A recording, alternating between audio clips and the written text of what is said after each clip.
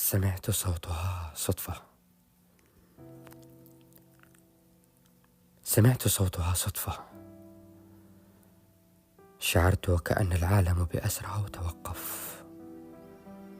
عقارب الزمن تعطلت لتمنحني أجمل لحظة أعيش فيها. صوتها لم يكن مجرد كلمات عابرة،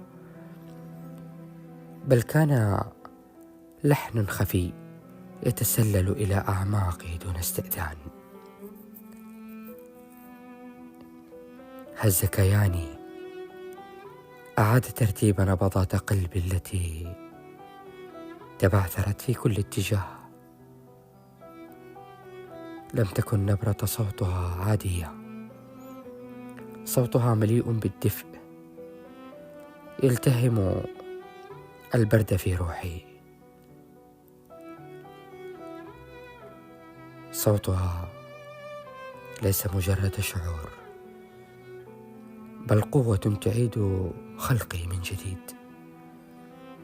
في تلك اللحظة شعرت وكأنها تقف أمامي، قريبة جدا، أقرب حتى من أنفاسي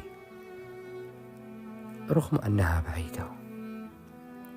تبعثرت، ليس لأنني ضعيف، بل لأن حضورها حتى وإن كان عبر صوت عابر يملك قدرة غريبة على فك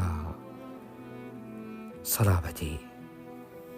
أحبها بكل التفاصيل التي لا أستطيع وصفها. أحبها بكل الجنون الذي يسكنني كلما ذكرتها. أحبها.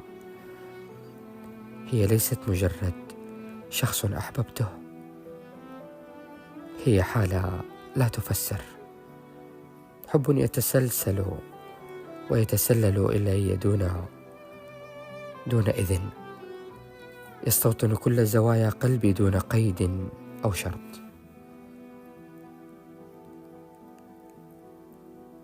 صوتها الجميل أجمل صدفة أسمعها. صوتها صدفة.